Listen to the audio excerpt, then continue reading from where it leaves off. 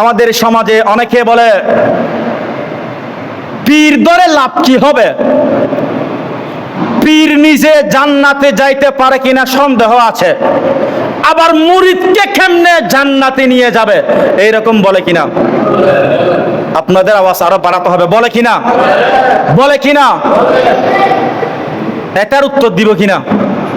উত্তর দিব? কথা বলে উত্তর দিব? পীর মুরিদকে জান্নাত দিতে পারে কিনা উত্তর দিব? আমার নিজ থেকে দিব না হাদিস থেকে দিব? একটু আওয়াজে মন গড়া দিব নাকি হাদিস থেকে দিব? হাদিস থেকে।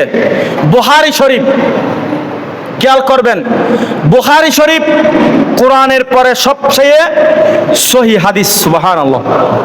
বুখারী শরীফ সুন্নি বলেন, ওয়াহাবি বলেন, জামাতি বলেন, কওমি বলেন, আহলে হাদিস বলেন, লা মাযহাবি বলেন, শিয়া বলেন, যত রকমের ফেরকা আছে সমস্ত ফেরকার মানুষগুলো বুখারী শরীফকে মানে।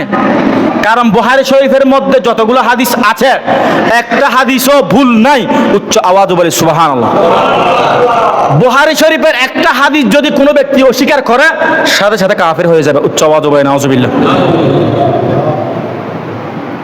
তো যারা বলে পীর নিজে জান্নাতে যেতে পারবে কিনা সন্দেহ, মুরিদকে কেমনে জান্নাতে নিয়ে যাবে এরকম প্রশ্ন করে কিনা? কথা বলেন, প্রশ্ন করে কিনা?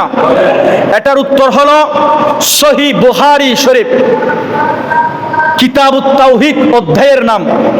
খেয়াল করবেন, সহিহ বুখারী শরীফ কিতাবুত তাওহীদ অধ্যায়ের নাম, হাদিস নাম্বার হলো ৭৪39 নাম্বার হাদিস। নামাজের পরে গুগলের মধ্যে ঢুকে এই হাদিসটা সার্চ করবেন, বুখারী শরীফ ৭৪39 নাম্বার হাদিস, অধ্যায়ের নাম কিতাবুত তাওহীদ। এই হাদিসের মধ্যে বলা হয়েছে পীর মুরিদকে জান্নাত দিতে পারবে কিনা। সুবহানাল্লাহ। শুরু করি। ক্বালা রাসূলুল্লাহ সাল্লাল্লাহু আলাইহি ওয়াসাল্লাম মা মুজাদালাতু আহাদিকুম ফিল হাক্কি ইয়াকুনু লাহু ফিদ দুনিয়া বিআশাদ্দা মুজাদালাতান মিনাল মুমিনিনা লিরাব্বিহিম ফি ইখওয়ানিহিম আল্লাযীনা উদখিলুন নার। উচ্চ আওয়াজ বলে সুবহানাল্লাহ। রাসূল করিম সাল্লাল্লাহু আলাইহি ওয়াসাল্লাম ইরশাদ করেন, তোমরা দুনিয়ার মধ্যে বায়ে বায়ে জায়গা সম্পত্তির জন্য মারামারি করো, তোমরা দুনিয়ার মধ্যে নিজের হকের জন্য, নিজের অধিকারের জন্য মারামারি করো, ঝগড়া করো, যুদ্ধ করো। এটা কি রকম যুদ্ধ? কাল হাসরের ময়দানে এটার চাইতে আরো কঠিন যুদ্ধ হবে আল্লাহ এবং আল্লাহর ওলিদের সাথে। সুবহানাল্লাহ। কেন যুদ্ধ হবে? আসাদ্দু মুজাদালাতান। আসাদ্দু শব্দের অর্থ হচ্ছে কঠিন, ইসমে তাফজিলের সিগা। মুজাদালাতান বাবে মুফাআলা থেকে, পরস্পর ঝগড়া হবে, পরস্পর যুদ্ধ হবে। আসাদ্দু মুজাদালাতান, কঠিন ঝগড়া হবে কাল কিয়ামতের ময়দানে। মিনাল মুমিনিনা, আল্লাহর ওলিদের পক্ষ থেকে, লিরাব্বিহিম, তাদের আল্লাহর সাথে। কার সাথে? তাদের আল্লাহর সাথে। কি বিষয়ে ঝগড়া হবে? ফি ইখওয়ানিহিম, তাদের মুরিদের বিষয়ে। সুবহানাল্লাহ। আর একটু আওয়াজে। আল্লাযীনা উদখিলুন নার, যে সমস্ত মুরিদদেরকে আল্লাহ পাক জাহান্নামে দিয়ে দিয়েছেন, ওই সমস্ত মুরিদদের পক্ষ হয়ে সমস্ত আউলিয়া কিরামগণ আল্লাহর সাথে ঝগড়া করবে। কেন? তাদের মুরিদকে আল্লাহ জাহান্নাম দিয়েছেন। সুবহানাল্লাহ। তারপরে ইয়াকুলুনা রব্বানা,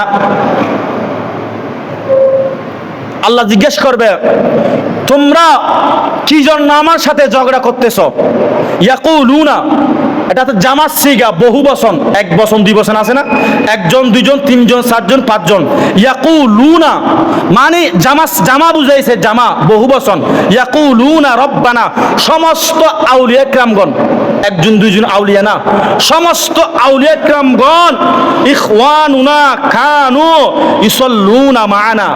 আল্লাহকে বলবে সমস্ত আউলিয়া কিরামগণ ঐক্যজোট হয়ে দলবদ্ধ হয়ে বলবেন, আল্লাহ তুমি আমাদের মুরিদদেরকে জাহান্নামে দিয়ে দিছো, ইসাল্লুনা মা'ানা, অথচ তারা দুনিয়ার মধ্যে আমাদের সাথে নামাজ পড়তো, ইয়াসুমুনা মা'ানা, আমাদের সাথে রোজা রাখতো, ইয়াহুজ্জুনা মা'ানা, আমাদের সাথে হজ করতো।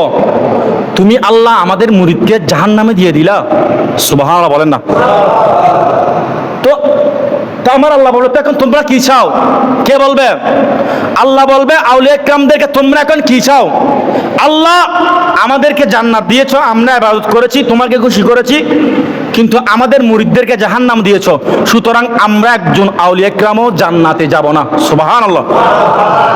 যতক্ষণ পর্যন্ত আমার একজন মুরিদ জাহান্নামে থাকবে, ততক্ষণ পর্যন্ত আমরা আউলিয়া কিরামগণ জান্নাতে যাব না, যাব না, যাব না, যাব না। সুবহানাল্লাহ। তখন আমার আল্লাহ বলবে, কিরে বেজাল তো বাজিয়ে দিলাম, তোমাদেরকে আমি মহব্বত করি, তোমাদেরকে আমি বন্ধু হিসেবে পরিচয় দিয়েছিলাম, আউলিয়া হিসেবে কবুল করেছিলাম, এখন তোমরা সবাই দলবদ্ধ হয়ে একবদ্ধ হয়ে আমার সাথে ঝগড়া করতেছ, তো তোমরা কি চাও? আমরা মুরিদদেরকে জাহান্নাম থেকে বাঁচাতে চাই। তখন আল্লাহ বলবেন, ফাআদখালতাহুমুন নার, যখন জাহান্নামে দিয়ে দেওয়া হবে, আল্লাহ বলবেন ইজহাবু, তোমরা জাহান্নামের দিকে যাও, ফাআখরিজু মান আরাফতুম মিনহুম। সুবহানাল্লাহ। আল্লাহ বলবেন, তোমরা যেহেতু আমার সাথে ঝগড়া করতেছ, সেহেতু তোমরা জাহান্নামের দরজায় যাও। জাহান্নামের দরজায় যাওয়ার পরে যাকে যাকে চিনো তাদেরকে ধরে ধরে বাহির করে জান্নাতে ঢুকিয়ে দাও। সুবহানাল্লাহ। আল্লাহ চাইলে এভাবে বলতে পারতো, তোমাদের মুরিদগুলোর লিস্ট আমাকে দাও, আমি দেখে দেখে জান্নাত দিয়ে দিব। আল্লাহ চাইলে এরকম করতে পারতো কিনা? আল্লাহ এরকম করলে আবার আউলিয়া কিরামগণ বেজাল বাজিয়ে দিবে, ঠিক কিনা বলেন না?